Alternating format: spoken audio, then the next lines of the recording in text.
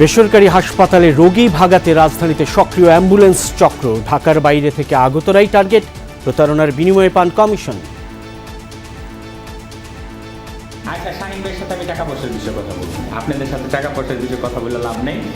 যদি আপনারা নিয়ে যায় আমার কিন্তু নগদ 20,000 টাকা খারাপ। দুই চারটা থাকতেই পারে, এটা থাকবেই। অ্যাম্বুলেন্স ড্রাইভারের বিরুদ্ধে ব্যবস্থা নেওয়ার তো কোনো রাইট বিএমডিসির নাই। বিএমডিসির আছে ডাক্তারের বিরুদ্ধে। পড়াশোনার পাশাপাশি খেলাধুলায় মনোনিবেশ করতে হবে বললেন প্রধানমন্ত্রী তারেক রহমান। সুন্দর বাংলাদেশ গড়তে চাইলেন নতুন প্রজন্মের সহযোগিতা। এই দেশটা আমাদের সকলের দেশ।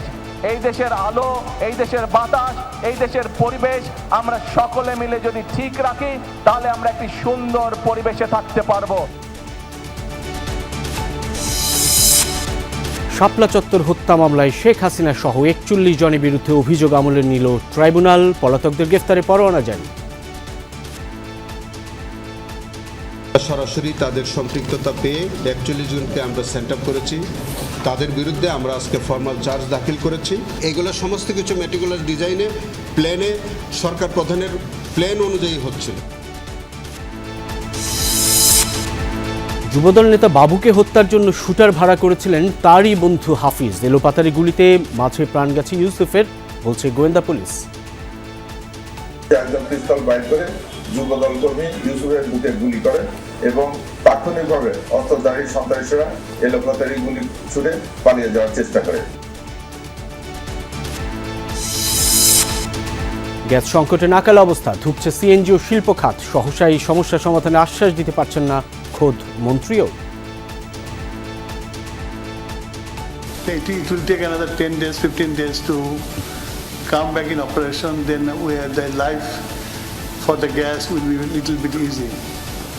This is a big problem, and we have to bail out this problem very fast.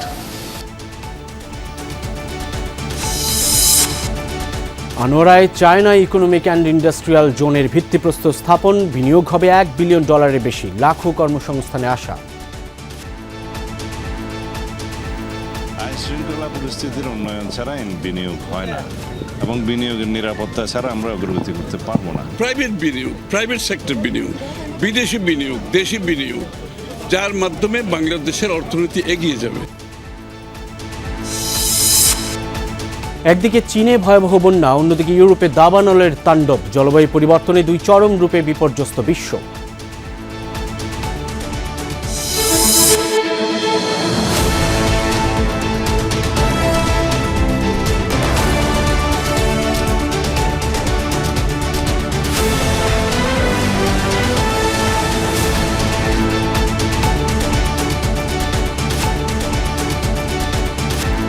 আমন্ত্রণ সন্ধ্যার বাংলাদেশে, সঙ্গে আছি আমি সাইফুদ্দিন রবিন। এতক্ষণ শিরোনাম দেখছিলেন। জরুরি মুহূর্তে অতিরিক্ত ভাড়া আদায় অথবা নির্দিষ্ট অ্যাম্বুলেন্সে যেতে বাধ্য করার অভিযোগ নতুন নয়। আমরা খুঁজে দেখেছি এর চাইতেও ভয়াবহ পরিস্থিতির মুখোমুখি হতে হয় রোগী ও তাদের স্বজনদের।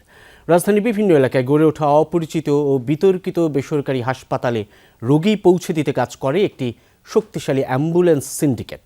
বিশেষ করে ঢাকার বাইরে থেকে আসা অসহায় ও অপরিচিত রোগীরাই টার্গেট। রোগী কোন হাসপাতালে যাবেন, কোথায় ভর্তি হবেন, কোন ডাক্তারের কাছে চিকিৎসা নেবেন, অনেক সময় সেই সিদ্ধান্তও দেন অ্যাম্বুলেন্স চালকরাই। আর এই প্রতারণার জন্য পান ভালো কমিশন। দেখুন আরিফুর রহমান সবুজের অনুসন্ধান, ছবি তুলেছেন জিহাদ ইসলাম। প্রাইভেটে যাবেন? হ্যাঁ, প্রাইভেটে গেলে ভাই কারেন্টের মতো ভালো কাজ হবে, কিন্তু আপনার খরচ আপনি আলাপ করেন, একটু বেশি পড়বো, হয়তো পার ডে সর্বনিম্ন 8,000 টাকা পড়বো। সমস্যা কি? কোন জায়গায় এটা মগবাজার। ঢাকা মেডিকেলের এমন পরিস্থিতি কয়েকদিন পর্যবেক্ষণ করি আমরা। দেখি রোগী ও স্বজনদের অসহায়ত্ব। তারা ঢাকায় আসেন ভালো চিকিৎসা সেবার আশায়, কিন্তু জায়গা জুটে না সরকারি হাসপাতালে। অধিকাংশ রোগীর কান্না, স্বজনদের উৎকণ্ঠা, ছুটোছুটির মধ্যে তাদের ঘিরে ধরে দালাল চক্র। অসহায় মুহূর্তের সুযোগে রোগীর চিকিৎসার সিদ্ধান্ত ধীরে ধীরে চলে যায় চক্রের কবজায়। যারা সাধারণ লোক তারা চিকিৎসা ওরকম ভাবে পায় না, অনেক ঘুরতে হয়, একটা ইয়ের জন্য অনেক ঘুরতে হয়। অনেক সময় বলে যে প্রাইভেটে চলে যেতে, বলে কি যে আপনারা সেবা চান তো প্রাইভেটে চলে যান, এটা চান তো প্রাইভেটে চলে যান, কিছু বলে দেখেন আসছেন জন্য। একজন অ্যাম্বুলেন্স চালকের ফোন নম্বর নিয়ে রাখি আমরা। অনুসন্ধানে নেমে স্বজন পরিচয়ে রোগী নিয়ে উঠি রাজধানীর পরিবার থেকে। চালক জানান, মগবাজারের বিএনকে নয়, আমাদের রোগীর চিকিৎসা হবে শ্যামলীর অর্থ কেয়ার অ্যান্ড জেনারেল হাসপাতালে। পথেই চালকের সহকারী বাবু খুলে বলেন পুরো ব্যবসার হিসাব।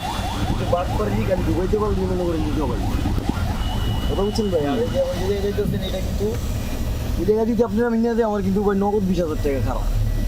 আমি সরাসরি বলতেছি, গাড়ি দিতে নলে মারে, মানে ওইখানে আপনারা নিয়ে গেলে বেনিফিট আছে। আধা ঘন্টা পথ চলার পর অ্যাম্বুলেন্স থামে মোহাম্মদপুরের খিলজি রোডের একটি গলিতে। হাসপাতালের কর্মীরা যেন আমাদেরই অপেক্ষায় ছিলেন। ভেতরে নেয়ার সঙ্গে সঙ্গে শুরু হয় একের পর এক পরীক্ষা নিরীক্ষা। এর মধ্যেই রোগীর স্বজন পরিচয়ে কথা হয় হাসপাতালের চেয়ারম্যান কামরুল হাসানের সঙ্গে।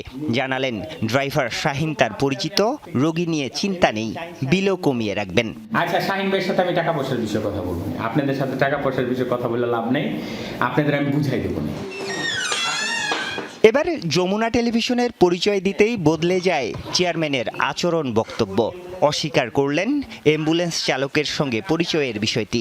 প্রমাণ দেখাতে নিজেই এগিয়ে দেন মোবাইল ফোন। ধরা পড়েন সেখানেই।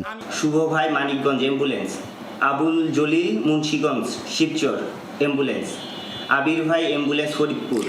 তার ফোনে বিভিন্ন জেলার ৭৩ জন অ্যাম্বুলেন্স চালকের নম্বর। প্রশ্ন করি, এত চালকের নম্বর তার ফোনে কেন? উত্তর মিলেনি। আপনার কাছে এত অ্যাম্বুলেন্সের নাম্বার কেন? এখন এই যে আপনি আমাকে বললেন এত অ্যাম্বুলেন্সের নাম্বার কেন, আমি এখানে বিজনেস করতে নামছি। ঠিক আছে, আমি বিজনেস করতেছি, তো দেখা যাবে যে বিভিন্ন অ্যাম্বুলেন্স বলে যে স্যার যদি আমাদের রুগী হয় আমরা কি পাবো? তবে ফোনের একটি ভয়েস মেসেজে বেরিয়ে আসে জবাব। হাওলাত দিলে নাকি বলে অনেক বড় সোয়াবের কাজ করতে বিশ্বাস রাখেন, ওই বলছি আমরা ওয়াদা করলাম ভাই, রুগী হইলে আপনার নিয়ে যাবেন। এবার তিনি ব্যাখ্যা দিলেন, জানালেন এটাই তাদের মার্কেটিং পলিসি। আমি রুগী টানি না, আমি রুগী টানি না। আপনি মালিক হিসেবে রুগী টানেন? না না না, আমি মালিক হিসেবে, আমার মালিক হিসেবে প্রচারণা আছে, আমি মার্কেটিং করতেছি ভাই। হাসপাতালে ভর্তি থাকা কয়েকজন রোগীর সাথেও কথা হয় আমাদের। ফার্মেসির ডাক্তার আমার কাছে পাঠায়নি, না রিপন স্যারের কাছে পাঠাই। না রিপন স্যার উনি বললো যে ফার্মেসির ডাক্তার এখানে পাঠাইছে না। জি, আমি তো জানি ডাক্তার, মানে আমার ভাসুর ডিসমিসের তার, তাদের সঙ্গে স্যারের সাথে কালেকশন আছে। এসবের মাঝে ক্যামেরার উপস্থিতি টের পেয়ে পালিয়ে যান অ্যাম্বুলেন্স চালক ও তার সহযোগী। পরদিন কথা হলে অভিযোগ অস্বীকার করেন চালক। না না, হাসপাতালে কোনো সমস্যা তো আমাদের সাথে নেই। হয়তো ওই ডাক্তার হলো আমার বাতিজি জামাই, দু একটা অর্থোপেডিক সার্জারির যদি অনেক সময় নিজেদের হয়, গরিব হয়, অনেক সময় মানে আত্মীয় স্বজনের হয়ে যায়, তখন দু একটা পেশেন্ট পায়। অনুসন্ধানে জানা যায় সব রোগীর জন্য কমিশন এক নয়। সাধারণ রোগীর জন্য একরকম, পরীক্ষা নিরীক্ষা করলে আলাদা, বেশি কমিশন আইসিইউ রোগী হলে। অনেক ক্ষেত্রে মোট বিলের মোটা অঙ্ক যায় অ্যাম্বুলেন্স চালকদের হাতে। এটা তো রুগী থেকে নিয়ে দিচ্ছি, রুগীর কাছে গলা কেটে তারপরে টাকাটা দিচ্ছি। সারা দেশে নিবন্ধিত অ্যাম্বুলেন্স প্রায় 10,000। এর মধ্যে শুধু ঢাকা মেডিকেলের আশেপাশেই রয়েছে 1,000-এর বেশি। তাদের বড় একটি অংশ রোগী সরবরাহ করে বিভিন্ন বেসরকারি হাসপাতালে। এত বড় দেশ বাংলাদেশ কিন্তু এতটুকু না, আর এতগুলো গাড়ি 2-4টা থাকতেই পারে, এটা থাকবেই। সরকারি হাসপাতালের অসহায় রোগীদের উপর ভর করে রাজধানীতে গড়ে উঠেছে অনেক বেসরকারি হাসপাতাল, ক্লিনিক। স্বাস্থ্য অধিদপ্তরের তথ্য অনুযায়ী ঢাকায় অনুমোদিত বেসরকারি হাসপাতাল ও ক্লিনিকের সংখ্যা 1,836টি, আর ডায়াগনস্টিক সেন্টার প্রায় 3,000। সব কিন্তু আইনে আছে, কিন্তু আমার রুগীটাকে প্রলোভন দেখায় জোরপূর্বক একটা হসপিটালে নিয়ে যাওয়া হলো, সেটা আমাকে তো অভিযোগটা করতে হবে। আর আমি অভিযোগটা কার বিরুদ্ধে করব? আমি অ্যাম্বুলেন্স ড্রাইভারের বিরুদ্ধে? অ্যাম্বুলেন্স ড্রাইভারের বিরুদ্ধে ব্যবস্থা নেওয়ার তো কোনো রাইট বিএমডিসির নাই, বিএমডিসির আছে ডাক্তারের বিরুদ্ধে। অ্যাম্বুলেন্স চালকরাই এই সিন্ডিকেটের শেষ ধাপ নয়। সরকারি হাসপাতাল ঘিরে তৃতীয় ও চতুর্থ শ্রেণীর কিছু কর্মচারী, ট্রলিম্যান এবং বহিরাগতদের নিয়ে গড়ে উঠেছে আরও বড় একটি দালাল নেটওয়ার্ক। দালাল ও প্রতারক হতে সাবধান, এমন সতর্কতামূলক বিভিন্ন ধরনের বিজ্ঞাপনের দেখা মেলে ঢাকা মেডিকেল কিংবা যে কোনো সরকারি মেডিকেলের জরুরি বিভাগের প্রবেশপথেই। কিন্তু হাসপাতালের ভিতরের ব্যবস্থাপনা এবং শয্যা সংকটের কারণে একরকম বাধ্য হয়েই রোগী কিংবা রোগীর স্বজনরা দালাল চক্করের খপ্পরে পড়তে বাধ্য হন। আর এই সুযোগটি লুফে নেন সাহায্যকারী হিসাবে এই দালাল চক্রটি। রোগীর স্বজনরা বলছেন, হাসপাতালের ভিতরের সুষ্ঠু ব্যবস্থাপনা এবং রোগীর সেবা নিশ্চিত করা না গেলে এই দালাল চক্রের হাত থেকে নিস্তার মিলবে না। আরিফুর রহমান সবুজ, যমুনা নিউজ, ঢাকা। দরিদ্রদের জন্য বিনামূল্যে বিতরণের ওষুধ নষ্ট হয়েছে স্টোর রুমে, অপচয় হয়েছে লাখ লাখ টাকা। বাগেরহাটের মোরেলগঞ্জ উপজেলা স্বাস্থ্য কমপ্লেক্সে 29 লাখ টাকার ওষুধের মেয়াদ শেষ হওয়ায় ক্ষুব্ধ স্বাস্থ্য বিভাগ। বাগেরহাট সহকর্মী ইয়ামিন আলীকে সঙ্গে নিয়ে হাসান মিসবার রিপোর্ট।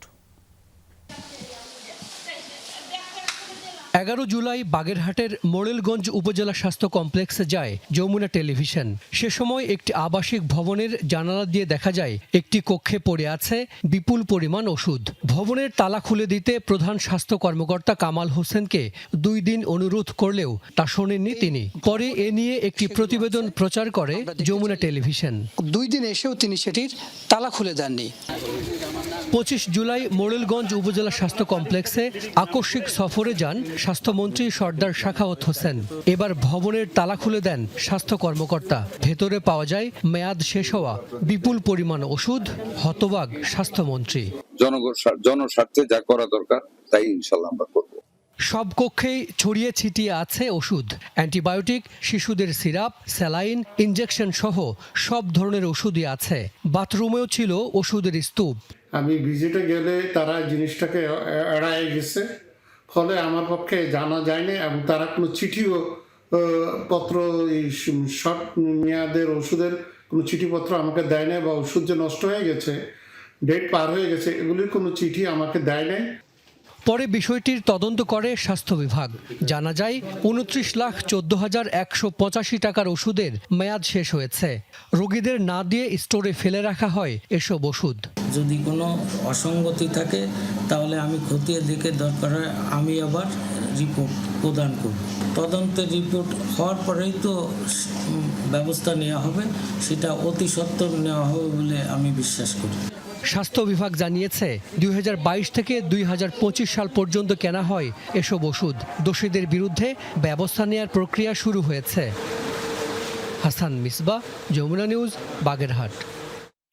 6 নবজাতক মৃত্যুর ঘটনায় স্থগিত হওয়া রাজধানীর মগবাজারে আদ্দিন মেডিকেল কলেজ হাসপাতালের লাইসেন্স পুনর্বহাল করেছে সরকার।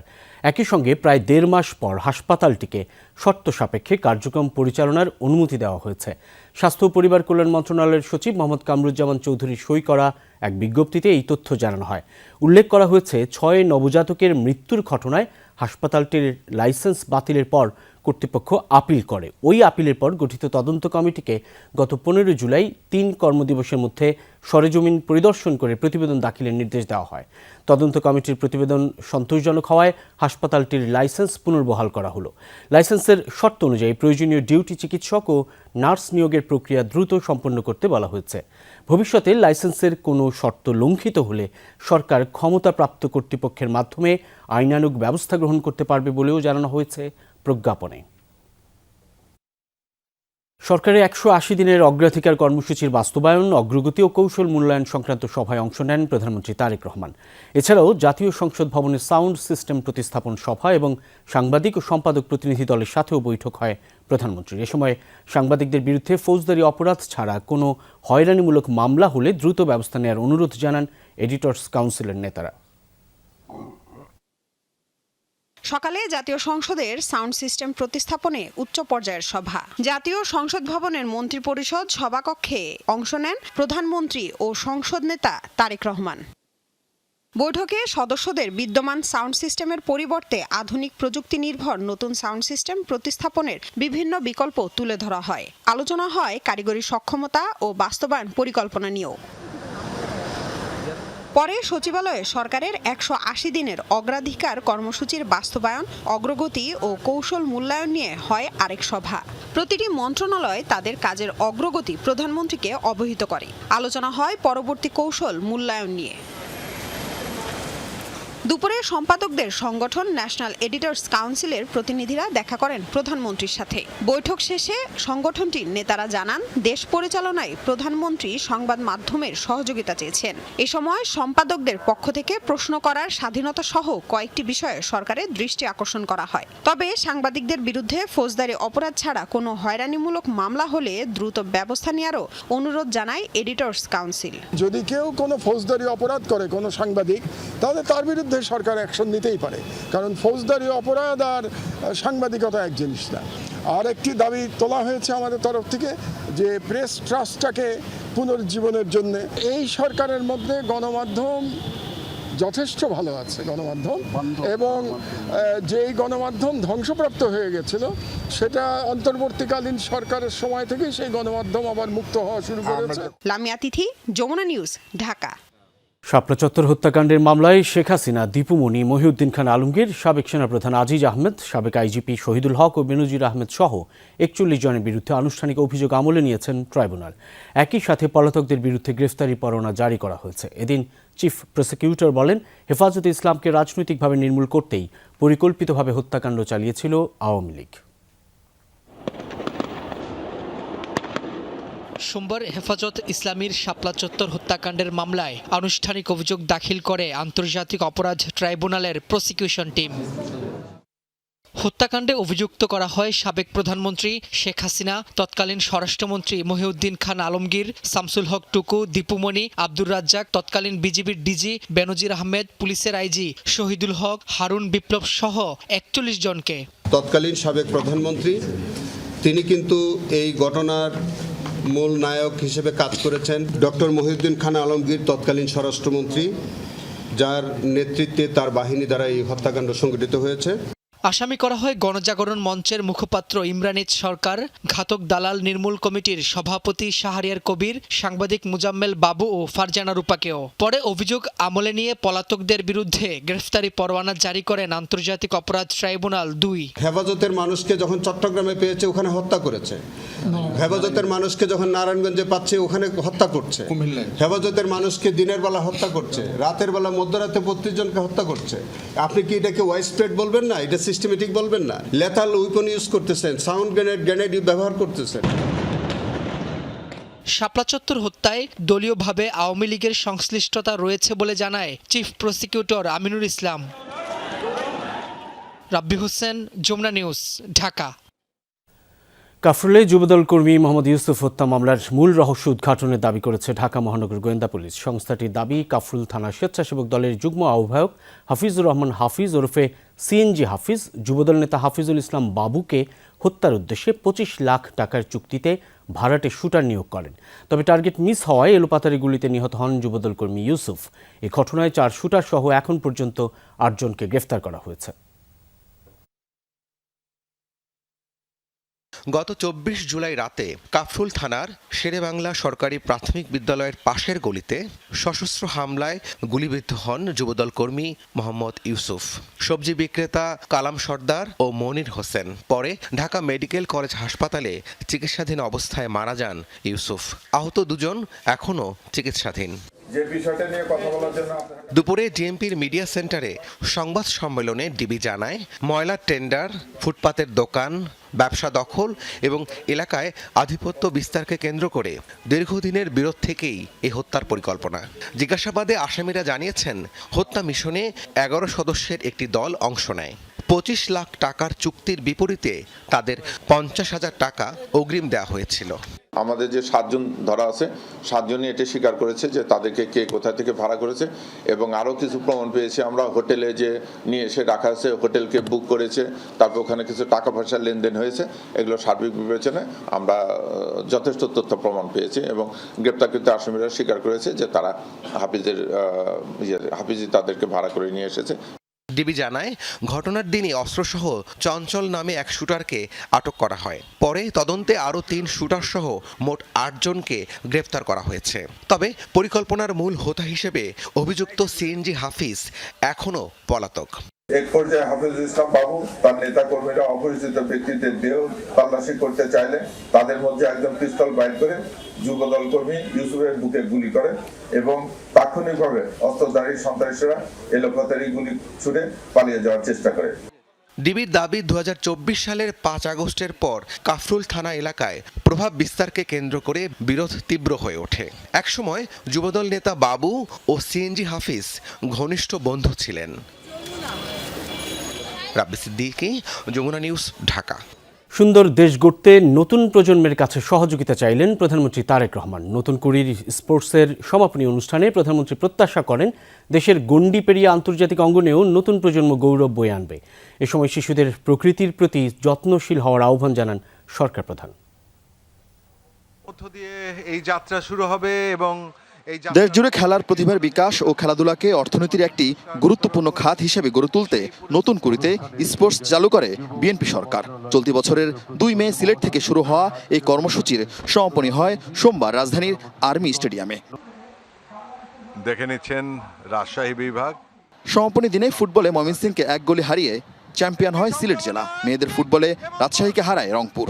এছাড়া বালক ও বালিকাদের 100 মিটার স্প্রিন্টের 2টি ফাইনালও অনুষ্ঠিত হয়। স্টেডিয়ামে বসে খেলা উপভোগ করেন প্রধানমন্ত্রী তারেক রহমান। পরে বিভিন্ন ক্যাটাগরির বিজয়ীদের মাঝে পুরস্কার তুলে দেন তিনি। নতুন প্রজন্মকে পড়াশোনার পাশাপাশি খেলাধুলা ও সংস্কৃতিতে মনোযোগী হওয়ার আহ্বান জানিয়ে প্রধানমন্ত্রী বলেন, সরকার যার যার পছন্দসই পেশার উন্নয়নে সহযোগিতা করবে। তোমরা যে পড়ালেখা করতে চাইবে সরকার থেকে আমরা তার ব্যবস্থা করব যাতে সে ভালো করে পড়ালেখা করতে পারে। তোমরা যে গান গাইতে চাইবে, যে ছবি আঁকতে চাইবে, যে খেলাধুলা করতে চাইবে, আমরা সব রকম তোমাদেরকে সহযোগিতা করার সর্বোচ্চ চেষ্টা করবে সরকার। কিন্তু তোমাদেরকে সঠিকভাবে তোমাদেরকে গড়ে তুলতে হবে।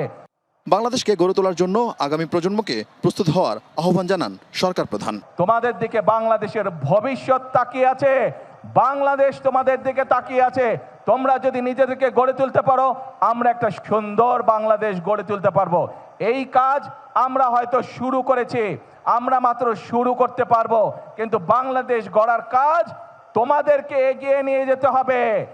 উপস্থিত শিশু কিশোরদের কাছ থেকে স্কুল, বাড়ির আঙ্গিনা পরিষ্কার রাখার পাশাপাশি প্রকৃতির প্রতি যত্নশীল হওয়ার প্রতিশ্রুতি নেন তারেক রহমান। যেখানে তুমি সুবিধা মনে করো সেইখানে একটি করে প্রতি বছর গাছ লাগাতে হবে। এর আগে স্টেডিয়ামে এসে গ্যালারির কাছে ছুটে যান প্রধানমন্ত্রী তারেক রহমান। তাকে কাছে পেয়ে উল্লাসে ফেটে পড়ে স্কুল শিক্ষার্থীরা। পুরো গ্যালারি ঘুরে দেখেন প্রধানমন্ত্রী, হাসি মুখে কথা বলেন শিক্ষার্থীদের সাথে। 1976 সালে তৎকালীন রাষ্ট্রপতি জিয়া রহমান দেশের শিশু কিশোরদের প্রতিভা বিকাশে এই নতুন করে ইভেন্ট চালু করে।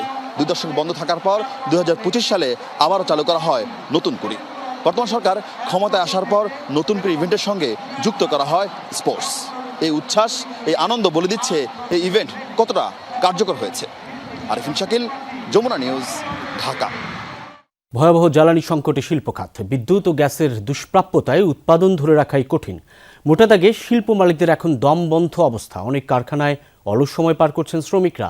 প্রতিশ্রুত সময়ে পণ্য ডেলিভারি দেওয়া যাচ্ছে না। সবচেয়ে বেশি বিপদে তৈরি পোশাক খাত। ওভেন, নেইট ও স্পিনিং শিল্পেও অচল অবস্থা। এতে প্রতিযোগিতা সক্ষমতা হারানোর শঙ্কা তীব্র হয়েছে।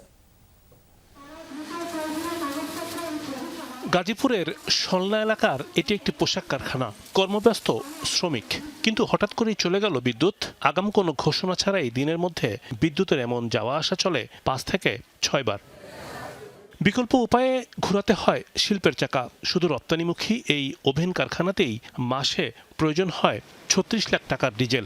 তাও এই জ্বালানি পেতে পোহাতে হয় এক রাজ্যের ঝক্কি ঝামেলা।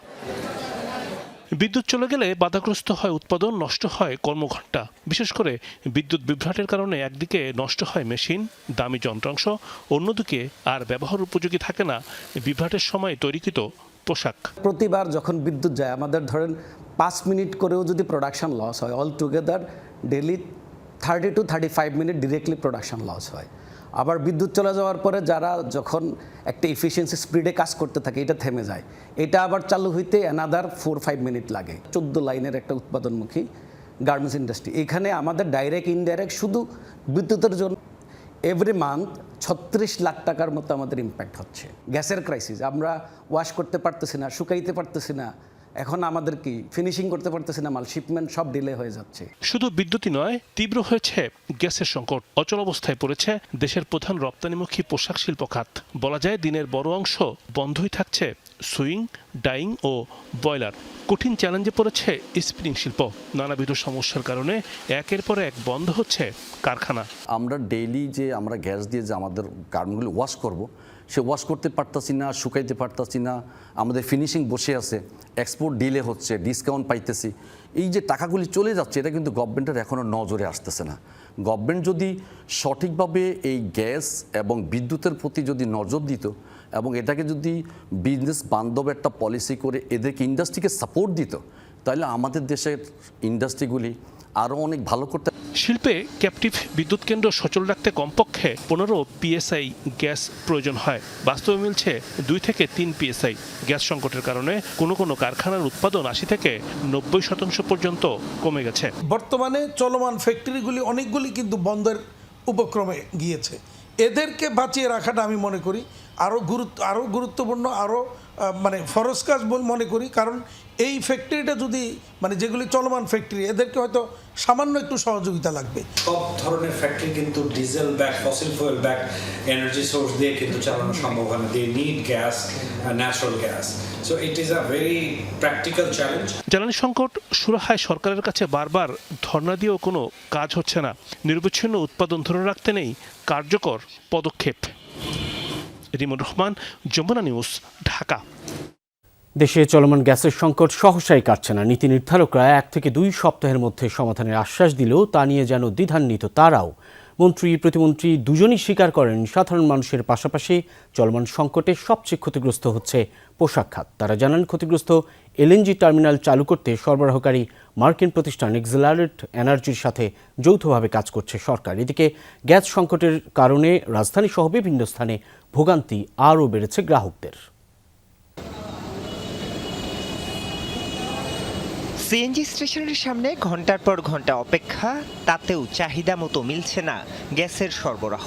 গ্যাসের চাপ কম থাকায় ফিলিং স্টেশনগুলোতে যানবাহনের দীর্ঘ লাইন। পরিবহনের পাশাপাশি সংকটের প্রভাব পড়েছে শিল্প কলকারখানায়। ব্যাহত হচ্ছে উৎপাদন, হুমকির মুখে শিল্প খাত। অনেক ভোগান্তি ভুগতেছি, ঘন্টার পর ঘন্টা বসে থাকতে হয়, গ্যাস পাওয়া যায় না, জনগণ কষ্ট করে আমরা গাড়ি চালাইতে পারি না টাইম মতন। 3 ঘন্টা 4 ঘন্টা আমরা সিরিয়ালে দাঁড়ায় আছি, কিন্তু গ্যাস পাচ্ছি না। আমরা কোনো দিকেও শান্তি পাচ্ছি না। যে সরকারি আসে সেই সরকারি একই সমস্যা, আমাদের পাবলিক নিয়ে তারা কখনোই ভাবে না। আবার বাসা বাড়িতে জ্বলছে না গ্যাসের চুলা, 3 বেলা খাওয়া নিয়ে দুশ্চিন্তায় নগরের মানুষ। দুর্ঘটনায় ক্ষতিগ্রস্ত ভাসমান এলএনজি টার্মিনালের জন্য এই সংকট। জ্বালানি বিভাগ প্রায় 2 সপ্তাহ ধরে এই কথা বলে দুঃখ প্রকাশ করলেও কাজের কাজ এখনো কিছু হয়নি। সরবরাহকারী মার্কিন কোম্পানি এক্সিলারেট এনার্জিও চেষ্টা করছে, তবে বলার মতো সুখবর নেই কারো কাছেই।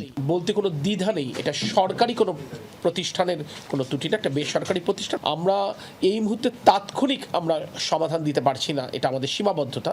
আমরা এই জন্য বারংবার এটার জন্য দুঃখ প্রকাশ করছি, কিন্তু আমরা একেবারে 24/7 আমাদের টিম তাদের সাথে একান্তভাবে কাজ করছে। আমরা যেটা বললাম যে আমরা আশা করছি আগামী সপ্তাহ থেকে পরিস্থিতি উন্নয়ন হবে ইনশাআল্লাহ। আবার জ্বালানি নিরাপত্তা নিয়ে এই সেমিনারেও মন্ত্রণালয় প্রধানও সংকট সমাধানে সুনির্দিষ্ট সময়সীমা বলতে পারেননি। মোদ্দা কথা, গ্যাস সংকটে ভুগতে হচ্ছে আরও কিছুদিন। We have got 2 cargo waiting, but we cannot discharge because of that FSRO. So that is another problem that we cannot run our power station also. মন্ত্রী বলেন, আমদানি করা জ্বালানি তেল ও গ্যাসের বিকল্প উৎস খুঁজছে সরকার। সেজন্য স্বল্প, মধ্য ও দীর্ঘমেয়াদী পরিকল্পনা তাদের। Our target is in 2 years' time, we'll create facilities so that we can bring more LNG and supply this LNG to the industries, so industry can grow. দেশে গ্যাসের দৈনিক চাহিদা 3,800 মিলিয়ন ঘনফুট। বরাবরই ঘাটতি থাকে 1,000 মিলিয়ন ঘনফুটের মতো। এর মধ্যে গত মঙ্গলবার মরার উপর খাড়ার ঘাই হিসেবে যুক্ত হয়েছে ভাসমান এলএনজি টার্মিনালে আগুন। আরিফুর রহমান সবুজ, যমুনা নিউজ, ঢাকা। প্রতি ঘনমিটার সিএনজি বিক্রিতে কমিশন ৮ টাকা থেকে বাড়িয়ে ১৩ টাকা ৯৬ পয়সা নির্ধারণ সহ ৪ দফা দাবিতে ২২ আগস্ট পর্যন্ত আলটিমেটাম দিয়েছে মালিক সমিতি। অন্যথায় ২৩ আগস্ট থেকে সারা দেশের সব সিএনজি ফিলিং স্টেশন অনির্দিষ্টকালের জন্য বন্ধের হুঁশিয়ারি দেওয়া হয়েছে। দুপুরে সিএনজি ফিলিং স্টেশন মালিক সমিতি এই ঘোষণা দেয়। ৩০ তারিখের প্রোগ্রামটা আপাতত আমরা উইথড্র করছি। পরবর্তীতে যদি সমস্যার সমাধানসমূহ যথাযথভাবে সমাধান না হয়, তবে আমরা আগামী মাসের ২৩শে আগস্ট তারিখ থেকে আমরা সারা দেশের সমস্ত স্টেশনগুলি বন্ধ রাখবো। কেননা আমাদের পক্ষে আর লোকসান বহন করা কোনোভাবেই সম্ভব হচ্ছে না। এক যুগের অপেক্ষা শেষে চট্টগ্রামের আনোয়ারায় শুরু হলো Chinese economic and industrial zone নির্মাণের কাজ। সকালে ভিত্তিপ্রস্তর স্থাপন করেন অর্থমন্ত্রী, স্বরাষ্ট্রমন্ত্রী ও বাংলাদেশে নিযুক্ত চীনের রাষ্ট্রদূত। ৮০০ একর আয়তনের বিশেষায়িত এই অর্থনৈতিক অঞ্চলে ৫০ কোটি মার্কিন ডলার বিনিয়োগ এবং লাখো কর্মসংস্থান হবে বলে আশা কর্তৃপক্ষের।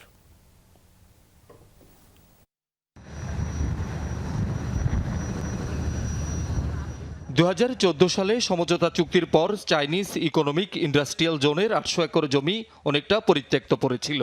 অবশেষে দীর্ঘ এক যুগ পর ভিত্তিপ্রস্তর স্থাপনের মধ্য দিয়ে শুরু হলো নির্মাণ কাজ। চট্টগ্রাম বন্দর, কর্ণফুলী নদী ও টানেলের কাছাকাছি এই শিল্পাঞ্চলে অবকাঠামো উন্নয়নে ব্যয় ধরা হয়েছে ৪,১৮৯ কোটি টাকা। এর মধ্যে ১,৭২২ কোটি টাকা সরকারি অর্থায়ন এবং ২,৪৬৭ কোটি টাকা আসবে চীনের প্রেফারেন্সিয়াল বায়ার্স ক্রেডিট থেকে। এর মধ্যে টেক্সটাইল, পোশাক, আইটি, হাইটেক পণ্য সহ বিভিন্ন খাতে ৩০টি চীনা প্রতিষ্ঠান অন্তত ৫০ কোটি ডলার বিনিয়োগের আগ্রহ প্রকাশ করেছে। ২০৩১ সালের মধ্যে উৎপাদন শুরুর আশা কর্তৃপক্ষের। এই ইকোনমিক জোন দুদেশের শক্তিশালী বন্ধুত্বের স্মারক হয়ে থাকবে। আগামী ১৮ মাসের মধ্যে এই ইকোনমিক জোনে প্রথম কারখানা স্থাপন ও উৎপাদন শুরু হবে। এখানকার পণ্য বিশ্ববাজারে যেমন যাবে, তেমনি বাংলাদেশের অভ্যন্তরেও কাঁচামাল যোগাবে। জোনটা দাঁড়িয়ে গেলে এই এলাকার চেহারা চেঞ্জ হয়ে যেতে একদম সময় লাগবে না। তো আপনারা সবাই সাহায্য করবেন। আমরা সরকার থেকে যতটুকু সম্ভব, যেভাবে সম্ভব ওনাদেরকে সাহায্য করব। এক যুগের অপেক্ষা, প্রশাসনিক ও অর্থায়ন সংক্রান্ত জটিলতা পেরিয়ে আনোয়ারায় আনুষ্ঠানিকভাবে চায়না ইকোনমিক অ্যান্ড ইন্ডাস্ট্রিয়াল জোনের ভিত্তিপ্রস্তর স্থাপন করেন অর্থমন্ত্রী, স্বরাষ্ট্রমন্ত্রী ও চীনের রাষ্ট্রদূত। উপস্থিত ছিলেন বিডা চেয়ারম্যান, ব্যবসায়ী নেতা ও দেশি বিদেশি বিনিয়োগকারীরা। ২০৩৪ সালে সরকার $1 ট্রিলিয়ন অর্থনীতি গড়তে বিপুল বিনিয়োগ ও কর্মসংস্থান তৈরির গুরুত্ব তুলে ধরেন অর্থমন্ত্রী। আমরা যে $1 ট্রিলিয়ন ইকোনমির কথা বলছি 2034-এ, সেখানে যেতে হলে আমাদেরকে বিনিয়োগ ছাড়া এবং মোস্টলি প্রাইভেট বিনিয়োগ, প্রাইভেট সেক্টর বিনিয়োগ, বিদেশি বিনিয়োগ, দেশি বিনিয়োগ, যার মাধ্যমে বাংলাদেশের অর্থনীতি এগিয়ে যাবে। চীনকে বাংলাদেশের কৌশলগত অংশীদার উল্লেখ করে এ শিল্পাঞ্চলে নিরাপত্তা ও নীতিগত সহায়তার কথা জানান স্বরাষ্ট্রমন্ত্রী। আমরা নিরাপত্তা নিশ্চিত করব, সিকিউরিটি নিশ্চিত করব ফর অল ইনভেস্টার্স, এবং প্রত্যেকটা ফেজে এটা ডেভেলপমেন্টের প্রত্যেকটা ফেজে আমরা সেটা এনশিওর করব। সেটা আমি আমার বক্তব্য থেকে বলেছি। এবং আইন শৃঙ্খলা পরিস্থিতির উন্নয়ন ছাড়া বিনিয়োগ হয় না, এবং বিনিয়োগের নিরাপত্তা ছাড়া আমরা অগ্রগতি করতে পারবো না। সবকিছু ঠিকঠাক থাকলে আগামী কয়েক বছরের মধ্যেই এই শিল্পাঞ্চলে শুরু হবে উৎপাদন কার্যক্রম। তখন শুধু কারখানার চিমনি থেকেই ধোঁয়া উঠবে না, বদলে যাবে পুরো আনোয়ারা কর্ণফুলী অঞ্চলের অর্থনৈতিক চিত্র। কমবে বেকারত্ব, বাড়বে স্থানীয় ব্যবসা বাণিজ্য। আনোয়ারার চায়না ইকোনমিক জোন থেকে শহীদুল সুমন, যমুনা নিউজ, চট্টগ্রাম। রাষ্ট্রপতি নির্বাচন সামনে রেখে আগামীকাল জাতীয় সংসদে ভারপ্রাপ্ত স্পিকার কায়সার কামালের সাথে সাক্ষাৎ করবেন প্রধান নির্বাচন কমিশনার সহ অন্যান্য কমিশনাররা। সাবেক রাষ্ট্রপতি মোহাম্মদ শাহাবুদ্দিনের পদত্যাগের পর শূন্য পদে তফসিল ঘোষণার প্রস্তুতিতেই নেওয়া হলো এই উদ্যোগ।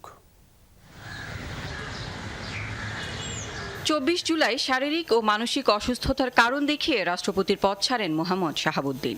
সংবিধান অনুযায়ী রাষ্ট্রপতির পদ শূন্য হওয়ার ৯০ দিনের মধ্যে সংসদ সদস্যদের ভোটে নতুন রাষ্ট্রপতি নির্বাচন করতে হয়। নির্বাচন পরিচালনার দায়িত্বে থাকে ইসি। সাবেক রাষ্ট্রপতি মোহাম্মদ শাহাবুদ্দিনের পদত্যাগের পর নতুন রাষ্ট্রপতি নির্বাচনের লক্ষ্যে জাতীয় সংসদের স্পিকারের সাথে সাক্ষাতের আহ্বান জানিয়ে ২৬ জুলাই সন্ধ্যায় চিঠি পাঠায় নির্বাচন কমিশন। রাষ্ট্রপতি নির্বাচন আইন ১৯৯১ অনুসারে স্পিকারের সাথে আলোচনা করে সরকারি গেজেটে তফসিল ঘোষণা করা হবে। এই উদ্দেশ্যে প্রধান নির্বাচন কমিশনার ও অন্যান্য কমিশনারদের সাক্ষাতে সুবিধাজনক সময় নির্ধারণের জন্য স্পিকারকে অনুরোধ জানানো হয়। সোমবার বৈঠকের কথা থাকলেও তা পরে স্থগিত হয়। আগামীকাল সকাল 11টার সময় নির্বাচন কমিশন মহামান্য রাষ্ট্রপতির নির্বাচনের বিষয়ে আলোচনা করার জন্য মাননীয় স্পিকার মহোদয়ের সাথে সাক্ষাৎ করবেন। আইন অনুযায়ী গেজেটে তফসিল ঘোষণার পর মনোনয়নপত্র গ্রহণ, যাচাই বাছাই, প্রত্যাহার ও ভোট গ্রহণের তারিখ নির্ধারণ করবে EC. Lovely Bithi, Jamuna news, Dhaka. UPVC door, flush door, WPC door, কাঠের চৌকাঠ ও solid wooden door proper chemical treatment ও সিজনিং হয় বলে টেকে বহুদিন। Superboard doors. সংবিধান অনুযায়ী হবে প্রেসিডেন্ট নির্বাচন, আর এই বছরের শেষে অথবা আগামী বছরের শুরুতে হবে স্থানীয় সরকার নির্বাচন। এই তথ্য জানিয়েছেন বিএনপি মহাসচিব ও স্থানীয় সরকার মন্ত্রী মির্জা ফখরুল ইসলাম আলমগীর। বলেন, বিএনপিকে যারা ফ্যাসিস্ট আখ্যা দেয় তাদের জ্ঞানের অভাব আছে কিংবা মাইন্ডসেটেই সমস্যা আছে। রংপুরে বিআরডিবির বিভিন্ন কর্মসূচিতে অংশ নিয়ে এসব কথা বলেন বিএনপি মহাসচিব। সোমবার বেলা 11:30টায় রংপুর মহানগরীর টার্মিনালে বিআরডিবি বিভাগীয় কার্যালয়ে আসেন স্থানীয় সরকার, পল্লী উন্নয়ন ও সমবায় মন্ত্রী মির্জা ফখরুল ইসলাম আলমগীর। উদ্বোধন করেন সংস্থাটির বিভাগীয় কার্যালয়, ঘুরে দেখেন পুরো ভবন। পরে কথা বলেন সাংবাদিকদের সাথে। বিএনপি নিয়ে সিলেটে জামায়াত আমিরের বক্তব্যের বিষয়ে জানতে চাইলে মির্জা ফখরুল বলেন, যারা বিএনপিকে ফ্যাসিস্ট বলতে চায় তাদের জ্ঞানের অভাব আছে অথবা তাদের মাইন্ডসেট সেভাবে তৈরি। জামায়াত গণতান্ত্রিক দল কিনা সেটা জামায়াতকে ভাবতে বলেন মির্জা ফখরুল। একবার নয়, বিএনপি পাঁচবার রাষ্ট্র পরিচালনার দায়িত্বে এসেছে। বিএনপিকে যারা ফ্যাসিস্ট বলেন তাদের হয় জ্ঞানের অভাব আছে অথবা তাদের মাইন্ডসেটটা তৈরি হয়েছে।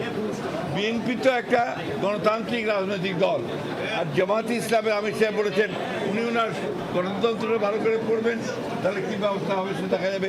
ওনারা গণতান্ত্রিক দল কিনা এটা ওনারাই নিজেরা বিবেচনা করবেন। বিএনপি মহাসচিব বলেন, সংবিধান অনুযায়ী হবে রাষ্ট্রপতি নির্বাচন। দল যাকে মনোনয়ন দেবে তার পক্ষে কাজ করবে বিএনপি। মন্ত্রী জানান, স্থানীয় সরকার আইনের বিষয়ে নির্বাচন কমিশনের সিদ্ধান্তে নাক গলাবে না সরকার। সংবিধান অনুযায়ী যথাসময়ে রাষ্ট্রপতি নির্বাচন হবে এবং দল সিদ্ধান্ত নেবে কাকে সেখানে মনোনয়ন দেওয়া হবে। আমাদের যেহেতু স্থানীয় সরকারের বিষয় আছে, এই বিষয়টা আমরা মন্ত্রণালয়ে আলোচনা করে সিদ্ধান্ত আগে বলেছি আমরা যে এই বছরের শেষে না হলে সামনের বছরের প্রথম দিকে হবে।